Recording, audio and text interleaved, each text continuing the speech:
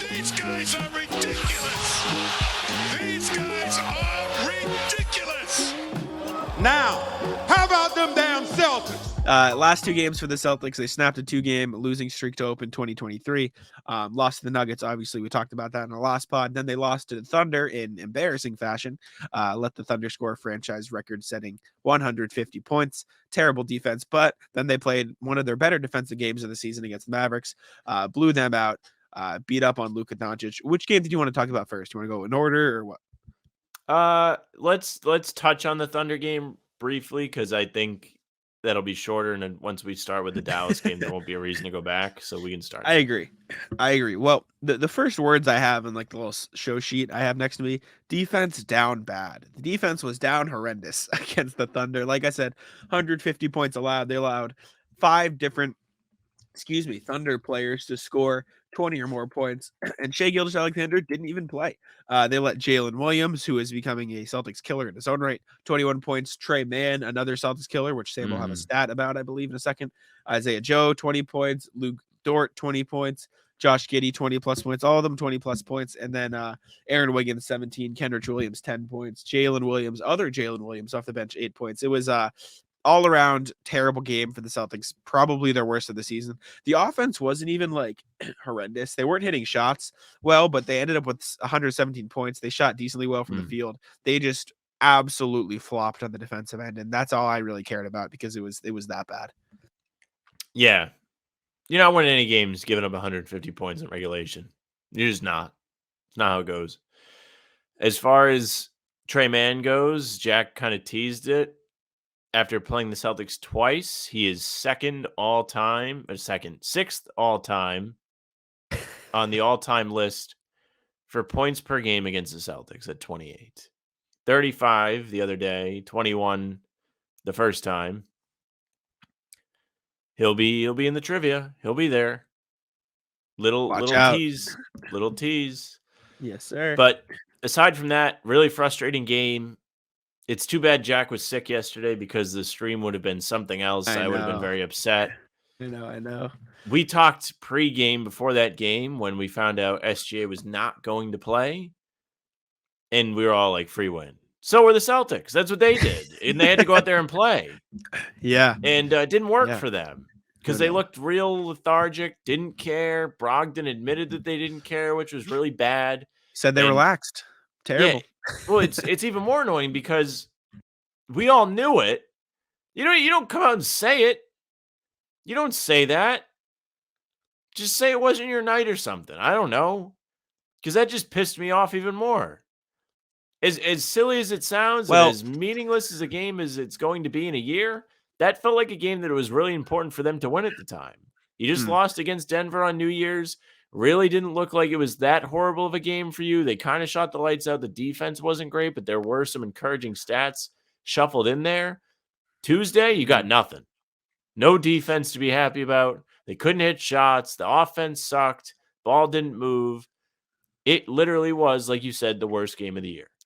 Yeah, 100%. And I will say, I understand being frustrated that Brogdon would say that. I think at the same time, though, some people respect the blatant honesty. Like if like Joe Mazzulla for a lot of the season has said, oh, you need to lose games like this. Like even after the Thunder, he said something along the lines of, it's not going to be a popular statement, but sometimes you need to go through shit to get to where you want to go. And I agree with him to some degree. Like you're always going to have losses. That's not saying that was an acceptable loss. That was an exception. Even Joe said, I didn't mean this bad, but like it was bad. But I understand Brogdon like owning up saying, yeah, we messed up. We relaxed. It was a mistake. I'd rather him say that than, like you said, like I'd rather him say that than say, oh, it just wasn't our night, because that's bogus. They knew they messed up. Like even like Jaylen Brown was like, that was embarrassing, because it was. Yeah, but I prefer what Jalen said to what Brogdon said. I think Jalen did it right, and he said we had it coming. We kind of deserved to get our asses kicked. Like that's fine. You can say that, but like don't like tell all these people that some of them went out there and paid money to come see you play that you didn't really take it seriously or. No, or relaxed or said it first of all, or not first of all, but like that's another thing. Like you're gonna give the other team more motivation. Not that you need to. You're done playing them for the season, but yeah, you don't need to say that. They'll remember that for next season when they're back. Yeah, They'll probably be just don't good next say year that. too. They'll be Thunder are going to be fine. good next year too. They'll have more reinforcements. SGA's been good, and they didn't even have him. Chet's going to be playing next Poku year. is a pain in the ass every time that he plays Uh-huh. the Celtics, and Chet will be back, like you said. So And that maybe team Wembanyama and Giddey who and played really Giddey and well.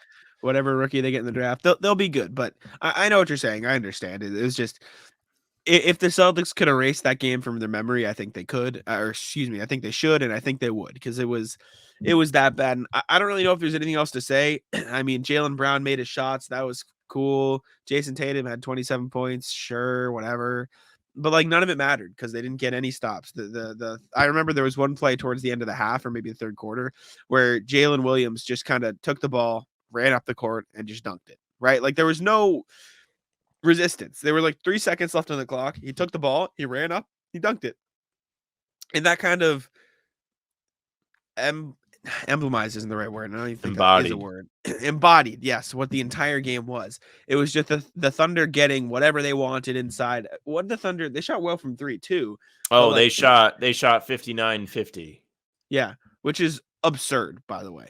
But Denver similar, 57-56 on Sunday.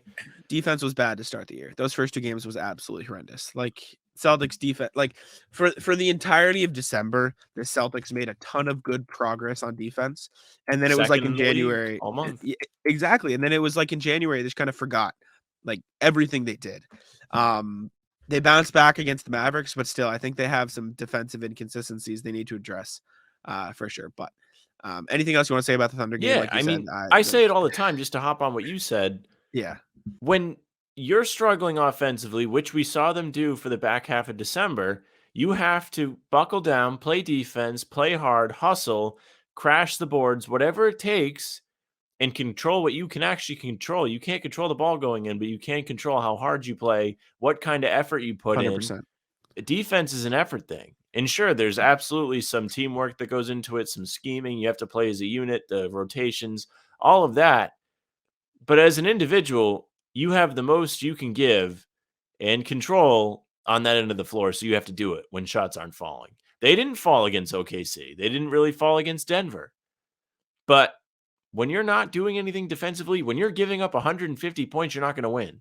They still scored 117, like you said, Jack. And on the season, they average about 118. So that was an average offensive game, despite the large amount of garbage time played and so on. There's plenty of like little nuances to it.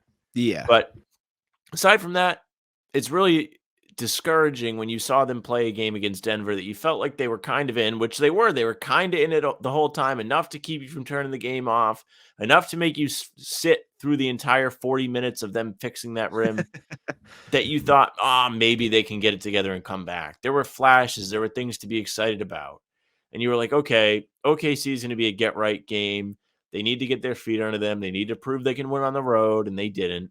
And they played the worst game of the season. And, in 6 months, we can all not even think about it. Who knows? It might mean nothing.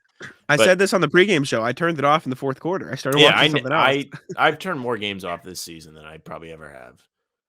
Damn. Which is like 3. But I never turn off games just because it's like, like in August, I'll really be wishing I could watch a game. That's the way I think. That's why I try not to miss games. I had it on a side monitor, but it was when they lost in Chicago the second time. I think I turned. Actually, it might have been both times I turned it off. I don't remember. Chicago games. One of them I did, and oh man, I don't. The Clippers game I turned off the first one because it was late. I wanted to go to bed. Yeah, that one was bad too. Yeah, I mean, and they all have the same like theme. Like it's just the Celtics not coming to play. They're not playing their potential. They're not trying hard enough on defense. It's an effort thing with the Celtics, which is what we've been. It's frustrating since the start of last year. Yeah, as fans, you get frustrated. You have expectations for the team coming into the season, and you really want to see them perform well and get right before the playoffs. There are a lot of pieces that are still getting integrated in. Brogdon has been up and down, which kind of sucks, but he looked good against Dallas, which we'll get into. Sam Hauser has been a new key rotation piece for them this year. Luke Cornett has had a bigger role. Not that those guys haven't had their moments where they've been good, but you really need a lot out of these rotation guys. And in those 2 games where they struggled, the team as a whole, the rotation guys weren't giving them a lot. You're not even seeing those guys take a lot of shots. Al Horford wasn't taking a lot of shots. Smart, Derek White, Brogdon was the only one that really shot anything in that OKC game. Yeah. They need to be able to give those guys more opportunities to be a part of the offense because it makes your offense more difficult to contain. And again, we'll get into the Dallas game, but you saw more of that. Taco, come on. Taco's having some fun here. That is bogus. These guys are ridiculous.